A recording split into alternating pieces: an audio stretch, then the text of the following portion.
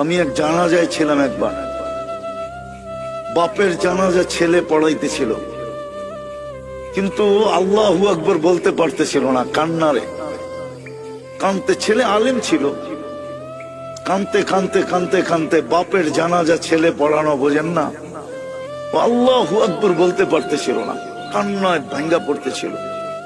একবার বড় কষ্ট করে জোরে আল্লাহু আকবার বলে উঠছে। জানাজা শেষ, আমার মন বলতেছিল যেন বাবা মাফ হয়ে গেছে। আমি সাথীদেরকে বলতেছিলাম যে আমি জানি না, আমার মন বলে এই বাবাকে আল্লাহ শাস্তি দিবে না। ছেলে আলেম, কলিজার টুকরা নিয়ে গেছে, ঠিক না? বাপ কি কলিজার টুকরা না? মাথার তাজ না? চোখের মণি না? আজকে সমাজে নাও হইতে পারে, কিন্তু একদিন তো বাপ এটাই ছিল, ঠিক না? নিয়ে গেছে যিনি, তার বিরুদ্ধে যাওয়া উচিত ছিল, কিন্তু ছেলে কান্না ধরা কানসেন বটে, কিন্তু কান্না ধরা শেষমেশ কি বলছে? আল্লাহু আকবার, মালিক তুই বড়।